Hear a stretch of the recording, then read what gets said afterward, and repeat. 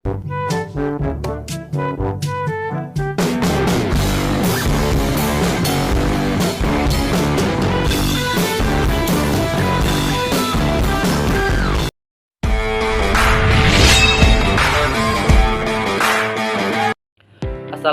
warahmatullahi wabarakatuh. Perkenalkan, nama saya Novandro Agapiro dengan NIM 2524047. Di sini saya ingin membahas materi yang mengenai dasar komputer, hardware, software, dan arsitektur komputer. Materi yang pertama yaitu dasar komputer. 1. Pengenalan komputer.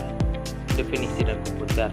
Komputer adalah alat elektronik yang menerima input atau memproses data, menyimpan informasi, dan memberikan output berupa informasi. Berbeda dengan kalkulator yang hanya melakukan perhitungan tanpa pemrosesan lanjutan. Contoh di kehidupan sehari-hari, komputer digunakan untuk mengetik dokumen, mengedit foto, atau bermain game. Sejarah singkat komputer generasi pertama hingga sekarang. Komputer pertama atau ENIAC menggunakan tabung vakum yang sangat besar, sedangkan komputer modern lebih kecil dan cepat. Penemuan penting. Perkembangan komputer dipercepat oleh penemuan transistor atau mikroprosesor. Komponen utama komputer yaitu CPU sebagai otak komputer, berfungsi untuk menjalankan semua perintah. RAM sebagai memori sementara, yaitu menyimpan data yang sedang digunakan, dan hard disk untuk penyimpanan, menyimpan data secara permanen. Motherboard atau sebagai papan utama, menghubungkan semua komponen komputer. Jenis-jenis komputer yaitu desktop, laptop, tablet, dan smartphone. Berbeda berdasarkan ukuran dan fungsinya. Misalnya smartphone lebih mudah dibawa dan memiliki kemampuan komunikasi. Komputer adalah alat elektronik yang sangat penting dengan berbagai komponen utama dan jenis yang berbeda sesuai kebutuhan. Fungsinya tidak terbatas pada perhitungan, tetapi juga untuk berbagai aktivitas modern. Yang kedua yaitu sistem operasi. Definisi dan fungsi sistem operasi atau OS. Pengertian OS adalah perangkat lunak yang mengelola perangkat keras dan aplikasi, berbandingkan dengan perangkat lunak aplikasi yang digunakan untuk tugas tertentu. Contoh OS yaitu Windows, Mac OS, Linux. Untuk komputer, masing-masing memiliki ciri khas yang berbeda. Antar muka pengguna yaitu GUI atau Graphical User Interface, menggunakan ikon dan grafis. Contoh yaitu Windows, Mac OS yaitu CLI Command Line Interface, menggunakan perintah teks misalnya antarmuka terminal Linux. Fungsi utama sistem operasi yaitu mengelola perangkat keras, menjalankan aplikasi, mengatur data, dan menjaga keamanan. Contoh sistem operasi mobile, Android dan iOS. Android lebih fleksibel untuk menyesuaikan, sedangkan iOS lebih terintegrasi dengan perangkat Apple. Sistem operasi merupakan fondasi yang menjalankan dan mengelola seluruh perangkat keras serta aplikasi pada komputer. Berbagai pilihan seperti Windows dan Android yang memiliki karakteristik unik. Yang ketiga yaitu perangkat lunak. Definisi dan jenis perangkat lunak. Perangkat lunak sistem yaitu mengoperasikan perangkat keras, misalnya sistem operasi.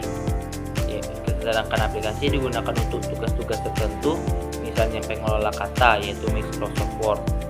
Utilitas yaitu program tambahan seperti antivirus. Siklus hidup perangkat lunak yaitu tahapan utama dari perencanaan desain, pengkodean, pengujian, hingga pemeliharaan. Ini memastikan perangkat lunak berkualitas dan berfungsi lebih baik. Perangkat lunak open source versus komersial. Open source gratis dan dapat dimodifikasi oleh pengguna, contohnya Linux. Sedangkan komersial berbayar dan seringkali dikembangkan perusahaan besar seperti Microsoft Office. Perangkat lunak produktivitas, contoh Microsoft Office atau Google Workspace, digunakan untuk menulis dokumen, mengelola data, dan presentasi. Perangkat lunak adalah komponen penting komputer yang mendukung berbagai kebutuhan pengguna, baik untuk keperluan pribadi maupun profesional. Yang keempat yaitu jaringan komputer. Definisi dan tujuan jaringan komputer. Pengertian jaringan adalah sistem yang menghubungkan komputer untuk berbagi data dan sumber daya. Contohnya yaitu jaringan LAN di kantor, memungkinkan pengguna berbagi printer dan file. Topologi jaringan. Topologi bus, semua komputer terhubung dalam satu kabel utama. Topologi star, komputer terhubung ke pusat lebih stabil dan mudah dikontrol. Topologi ring, setiap komputer terhubung dalam bentuk sebuah lingkaran atau lingkaran. Protokol jaringan, TCP atau IP, protokol dasar internet yang mengatur cara data dikirimkan antara komputer. Internet, pengertian internet adalah jaringan global yang menghubungkan jutaan perangkat. Cara kerjanya yaitu data dikirimkan melalui jaringan dengan alamat khusus atau IP address. Manfaatnya yaitu internet digunakan untuk komunikasi, edukasi, dan hiburan. Jaringan komputer memungkinkan kita untuk terhubung dan berbagi informasi dengan cepat. Dengan internet sebagai salah satu contoh jaringan yang paling luas. Kesimpulan materi dasar komputer yaitu komputer adalah perangkat yang sangat esensial dalam kehidupan modern, berfungsi untuk mengolah data dan menghasilkan informasi yang bermanfaat. Dengan 3 komponen utamanya yaitu hardware, software, dan brainware, komputer mampu melaksanakan berbagai tugas secara cepat dan akurat sesuai dengan kebutuhan penggunanya. Beragam jenis komputer telah dikembangkan mulai dari PC untuk pengguna pribadi hingga super komputer yang digunakan dalam penelitian ilmiah. Manfaat komputer sangat luas, meliputi efisiensial kerja, pendidikan, bisnis, dan komunikasi yang memudahkan berbagai aspek kehidupan kita. Perkembangan komputer dari generasi ke generasi menunjukkan kemampuan besar dari teknologi komputasi yang kini mencakup kecerdasan buatan dan otomatisasi. Teknologi ini terus berkembang, menaruhkan potensi yang semakin luas dan menjanjikan dalam berbagai bidang di masa depan. Materi yang kedua yaitu hardware. 1. Pengenalan hardware. Hardware adalah komponen fisik dari komputer yang dapat dilihat dan disentuh, seperti perangkat input, output, dan penyimpanan. Bedakan hardware dengan software yang merupakan program atau aplikasi yang berjalan di dalam komputer. Beberapa contoh hardware yang umum ditemui adalah komputer, smartphone, tablet, keyboard, mouse, dan monitor. Fungsi hardware. Fungsi utama hardware adalah berperan dalam pemrosesan data seperti CPU, penyimpanan data seperti hard disk, dan memberikan output seperti monitor dan printer. Klasifikasi hardware. Unit preprosesan CPU, komponen yang memproses data, perangkat input, alat untuk memasukkan data seperti keyboard dan mouse. Perangkat output yaitu alat untuk menampilkan hasil seperti monitor dan printer. Perangkat penyimpanan yaitu alat untuk menyimpan data seperti hard disk dan SSD. Hardware adalah bagian fisik komputer yang memungkinkan berbagai fungsi utama, mulai dari input, pemrosesan, output, dan penyimpanan data. Yang kedua yaitu unit pemrosesan pusat atau yang biasa disebut CPU. Definisi CPU yaitu CPU atau Central Processing Unit. Processing unit adalah otak komputer yang menjalankan perintah dan instruksi dari software. CPU inilah yang memungkinkan komputer melakukan berbagai tugas komputasi. Komponen CPU yang pertama yaitu ALU atau Arithmetic Logic Unit, bagian yang melakukan operasi aritmatika dan logika. Yang kedua yaitu CPU atau Control Unit, bagian yang mengatur jalannya instruksi. Yaitu selanjutnya register, penyimpanan kecil yang menyimpan data sementara selama pemrosesan. Jenis-jenis CPU yaitu berdasarkan arsitektur, misalnya x86 umum pada komputer dan ARM umum pada smartphone. Berdasarkan prosedur seperti Intel dan AMD. Berdasarkan generasi ke generasi yang lebih seru atau yang lebih baru memiliki teknologi yang lebih maju dan menghemat daya. Faktor yang mempengaruhi kinerja CPU yaitu clock speed atau menunjukkan kecepatan CPU menjalankan instruksi. Yang kedua, core. Semakin banyak core, semakin banyak tugas yang bisa diproses sekaligus. Yaitu selanjutnya chance, memori cepat yang membantu CPU mengakses data lebih cepat. CPU adalah inti pemrosesan komputer yang mengatur semua operasi utama melalui komponen-komponen internal dengan kinerja yang ditentukan oleh faktor seperti clock speed dan jumlah core. Yang ketiga yaitu memori komputer. Definisi memori komputer yaitu memori komputer adalah perangkat yang menyimpan data sementara saat komputer sedang bekerja. Jenis-jenis memori yaitu RAM atau Random Access Memory, menyimpan data sementara. Data akan hilang saat komputer dimatikan. Yang kedua yaitu ROM atau Read Only Memory, menyimpan data yang tetap seperti instruksi data untuk menghidupkan komputer. Hierarki memori dari cepat ke lambat, register, change, RAM, dan hard disk. Semakin dekat ke CPU, semakin cepat akses data dan semakin mahal penyimpanannya. Faktor yang mempengaruhi kinerja memori yaitu kapasitas, jumlah data yang disimpan atau yang dapat disimpan.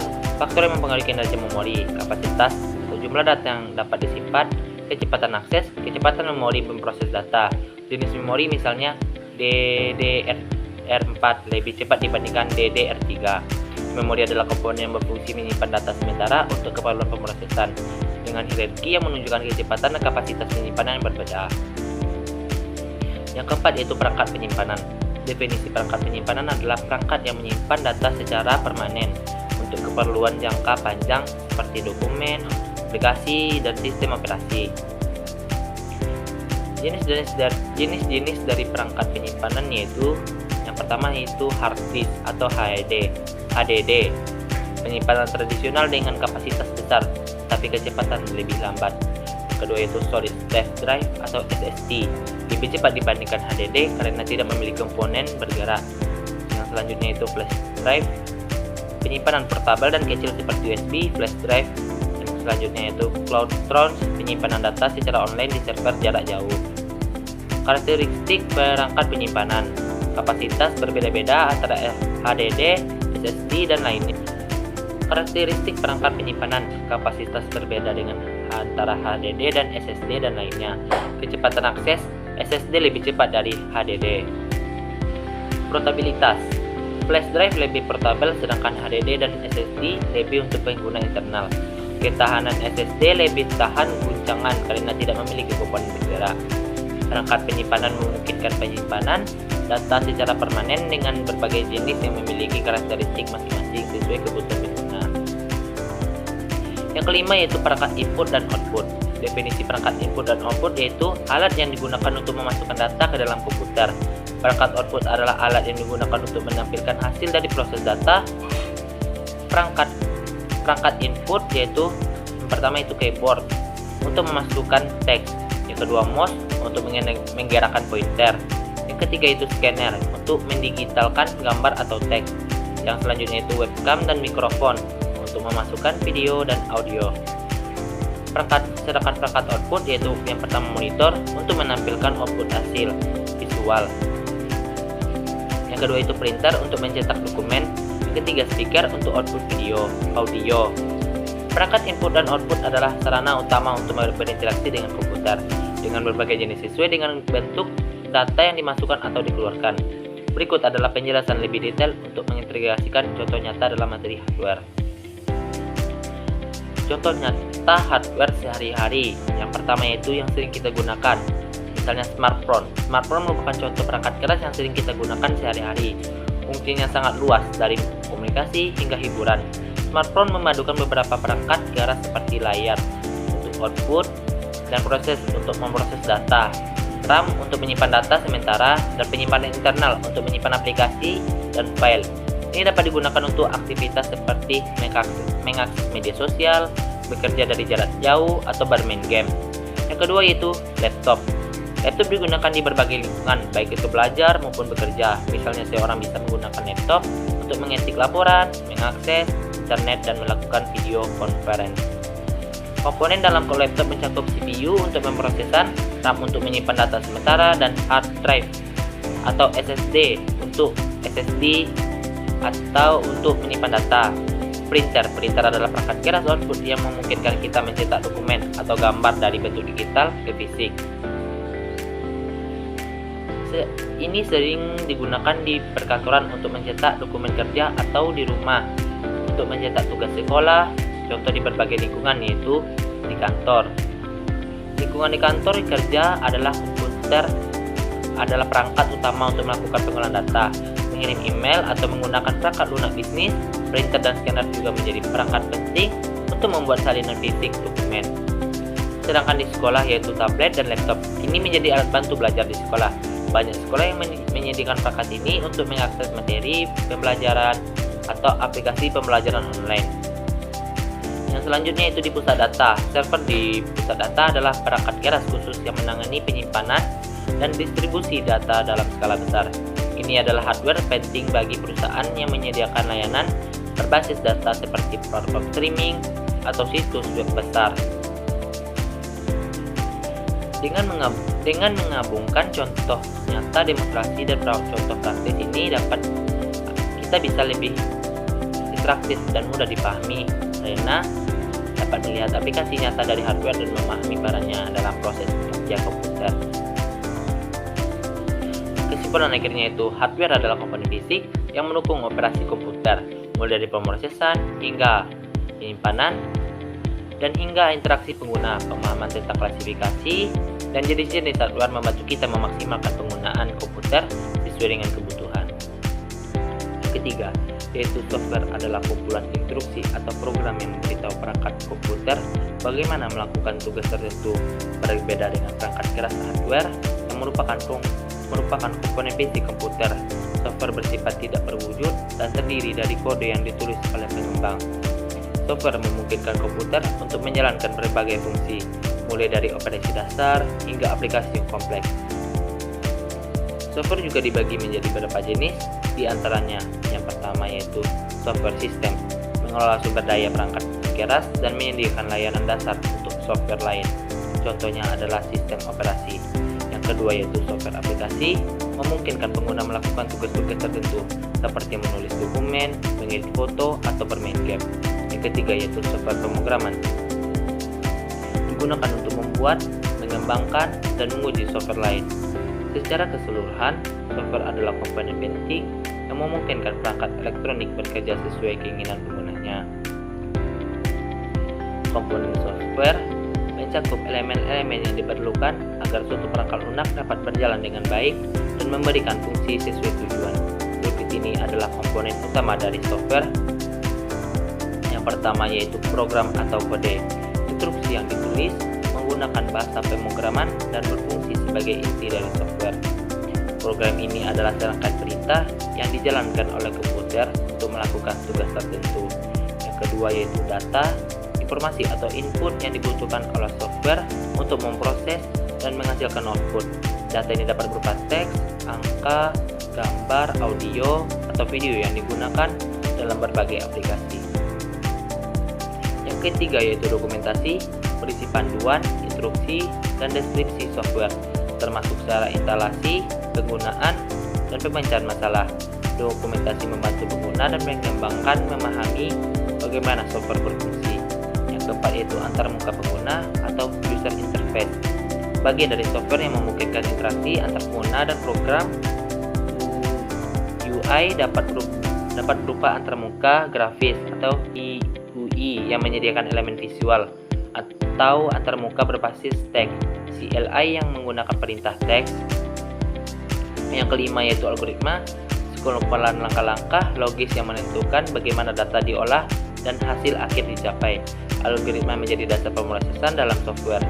Dan yang keenam yaitu libraries atau perpustakaan, kumpulan fungsi atau modul yang dapat digunakan kembali oleh software untuk menghemat waktu pengembangan. Libraries menyediakan fitur yang umum digunakan seperti manipulasi data atau koneksi jaringan. Database atau yang ketujuh yaitu database, menyimpan data yang digunakan atau dihasilkan oleh software, terutama untuk aplikasi yang membutuhkan penyimpanan data dalam jumlah besar. Database memungkinkan pengelola dan akses data yang efisien.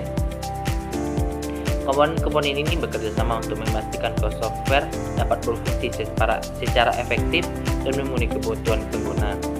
Software atau perangkat lunak memiliki beberapa tujuan, diantaranya yaitu yang pertama, mengatur perangkat keras atau hardware agar komputer dapat bekerja dengan baik. Yang kedua, menghubungkan perangkat lunak dengan hardware. Yang ketiga yaitu menerjemahkan bahasa pengguna ke dalam bahasa mesin agar hardware dapat memahami dan menjalankan perintah. Yang keempat, menyediakan fungsi dasar untuk kebutuhan komputer sehingga bisa dioperasikan. Yang kelima, mengidentifikasi sebuah program dalam komputer. Yang keenam, membantu pengguna melakukan tugas-tugas tertentu. Dan yang ketujuh, memberikan kenyamanan pada pengguna. Dan yang ke-8, memberikan fitur aplikasi yang baik. Software atau perangkat lunak memiliki banyak manfaat, di antaranya yang pertama, mengelola perangkat keras atau hardware agar dapat bekerja secara bersamaan. Yang kedua, menyediakan fungsi dasar yang memungkinkan komputer dapat beroperasi. Yang ketiga yaitu mengatur hardware agar dapat bekerja sesuai dengan pekerjaan yang dibutuhkan. Dan yang keempat, mengendalikan dan mengelola komponen hardware agar dapat menjalankan perintah. Yang kelima yaitu menyambungkan antara hardware dengan software dalam perangkat komputer. Dan yang keenam yaitu menerjemahkan perintah software lain ke dalam bahasa mesin agar dimengerti oleh hardware. Yang ketujuh yaitu mengidentifikasi sebuah program dalam komputer. Dan yang terakhir yaitu membantu pengguna melakukan tugas-tugas tertentu. Yang keempat yaitu arsitektur komputer. 1. Pengenalan arsitektur komputer. Definisi arsitektur komputer yaitu rancangan dasar yang menggambarkan bagaimana komponen utama komputer bekerja dan berinteraksi. Arsitektur komputer berfokus pada aspek logis dari sistem seperti instruksi data atau cara data diproses. Sebagai perbandingan, organisasi komputer lebih menekankan pada implementasi fisik atau cara hardware tersebut disusun. Contoh arsitektur von Neumann yang memisahkan memori dan prosesor untuk meningkatkan efisiensi dalam pemrosesan data. Tujuan arsitektur komputer yaitu tujuan utama adalah mencapai kinerja optimal, efisiensi, dan fleksibilitas. Desain yang baik memungkinkan komputer bekerja lebih cepat, mengonsumsi lebih sedikit energi, dan mendukung berbagai aplikasi. Contohnya yaitu arsitektur RISC yang dirancang agar efisien untuk memprosesan sederhana dan cepat. Tingkatan abstraksi dalam arsitektur komputer yaitu terdapat beberapa tingkat abstraksi, dari yang paling rendah hingga yang paling tinggi. Tingkatan digital, dasar dari sirkuit, logika, dan gerbang. Tingkatan mikrositektur, meliputi cara internal prosesor dan bekerja, termasuk register dan sense. Tingkat intrusik merupakan set instruksi yang dipresentasikan oleh prosesor untuk menjalankan sebuah program.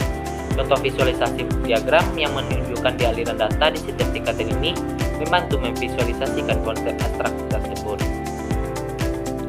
Kesimpulannya yaitu komputer dan organisasi komputer. Arsitektur komputer berfokus pada rancangan sistem secara logis, sementara organisasi komputer lebih menekankan pada implementasi fisik.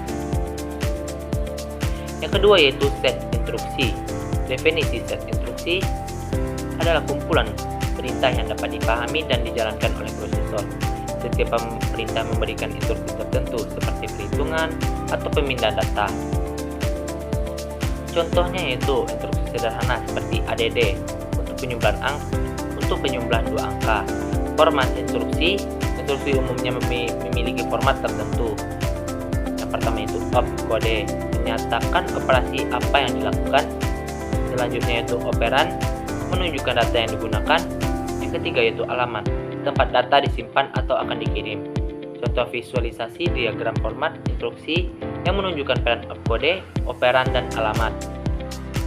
Jenis-jenis set instruksi. CISC, Complex Instruction Set Computer, menyediakan berbagai instruksi yang kompleks, mempermudah programmer, namun lebih berat bagi prosesor. RISC, Resuscit Instruction Set Computer, menggunakan instruksi sederhana yang dapat diproses cepat, menghasilkan kinerja yang lebih efisien. Contoh yaitu prosesor ARM yang menggunakan arsitektur RISC, banyak digunakan pada perangkat mobile. Kesimpulannya itu, kumpulan perintah yang dijalankan oleh prosesor untuk memproses data. Terdapat berbagai jenis instruksi seperti CISC dan RISC yang mempengaruhi efisiensi dan kinerja prosesor. Pengalamatan memori yaitu metode untuk mengakses data yang tersimpan di dalam memori menggunakan alamat unik. Contohnya yaitu alamat tertentu pada RAM yang menyimpan data untuk aplikasi yang sedang berjalan. Metode pengalamatan. Beberapa metode pengalamatan umum termasuk yaitu pengalamatan langsung. Alamat data langsung ditunjukkan dalam instruksi. Pengalamatan tidak langsung. Alamat data diambil dari lokasi lain. Pengalamatan indeks menggunakan nilai tambahan indeks untuk menentukan lokasi data. data. Contoh visualisasinya yaitu diagram yang menunjukkan perbedaan antara pengalamatan langsung dan tidak langsung. Ruang alamat. Terdapat dua jenis ruang alamat, yaitu alamat fisik, lokasi aktual di perangkat memori, alamat logis, lokasi virtual yang digunakan oleh program. Contohnya yaitu diagram yang menunjukkan bagaimana alamat logis diterjemahkan menjadi alamat fisik dalam manajemen memori. Kesimpulannya itu, pengalamatan memori memastikan bahwa data di dalam memori dapat diakses dengan cepat dan tepat melalui berbagai metode atau mode pengalamatan yang sangat penting untuk efisiensi pemrosesan. Yang keempat itu organisasi prosesor. Komponen utama prosesor atau ALU, Arithmetic Logic Unit, menangani operasi aritmatika dan logika. Yang kedua yaitu HCU, Control Unit, mengatur eksekusi instruksi. Register, yaitu memori kecil yang menyimpan data sementara. Unit Control Memory, mengelola komunikasi dengan memori utama. Contoh visualisasinya yaitu diagram yang menunjukkan letak dan peran masing-masing komponen. Siklus instruksi. Siklus instruksi terdiri dari fetch, mengambil instruksi, decode, menerjemahkan instruksi, dan execute, melaksanakan instruksi. Contohnya yaitu diagram siklus instruksi yang menggambarkan alur kerja setiap tahap ini. Pipeline. Konsep pipeline memungkinkan instruksi diproses secara bertahap sehingga kinerja berproses meningkat. Contoh visualisasinya yaitu diagram pipeline yang menunjukkan bagaimana instruksi dapat dijalankan secara paralel. Kesimpulannya yaitu organisasi prosesor yang terdiri dari ALU, CU, dan register bekerja melalui siklus instruksi yang berulang untuk mengeksekusi perintah. Konsep pipeline memungkinkan proses instruksi yang lebih cepat melalui proses atau pemrosesan paralel. Yang kelima yaitu sistem input atau output. Interface input dan output adalah metode yang memungkinkan perangkat I atau O berkomunikasi dengan prosesor. Contohnya yaitu port USB yang memungkinkan komputer berkomunikasi dengan perangkat eksternal seperti flash drive. Teknik mentransfer data, polling CPU secara berkala, memeriksa status perangkat. Instruksi perangkat meminta CPU untuk memproses data. DMA, Direct Memory Access, memungkinkan perangkat mengakses memori langsung tanpa intervensi CPU. Contoh visualisasinya itu diagram yang menunjukkan perbedaan antara polling instruksi dan DMA. Standar bus, yaitu standar bus menentukan cara perangkat terhubung dan berkomunikasi. PCI, USB, dan SATA adalah beberapa standar bus yang umum digunakan. Contohnya yaitu gambar slot PCI dan port USB sebagai ilustrasi standar bus. Kesimpulan, sistem input-output, sistem I atau O memungkinkan komunikasi antara komputer dan perangkat eksternal melalui berbagai teknik transfer data. Sistem ini memungkinkan pemrosesan data yang cepat dan efisien. Melalui pemahaman konsep-konsep ini, kita dapat melihat bagaimana arsitektur komputer mendukung kinerja yang optimal, efisiensi, dan fleksibilitas dalam sebuah sistem komputer. Penggunaan teknik seperti pipeline dan DMA seperti pemilihan arsitektur yang tepat, misalnya RISC untuk perangkat mobile, memungkinkan komputer bekerja secara efektif untuk berbagai aplikasi di kehidupan sehari, dari perangkat sederhana seperti smartphone hingga pusat data besar. Baiklah, itulah penjelasan materi dari saya mengenai dasar komputer, hardware, software, arsitektur komputer. Saya Novandro Alviro dengan NIM 2524047 pamit undur diri. Saya akhiri dengan Assalamualaikum warahmatullahi wabarakatuh.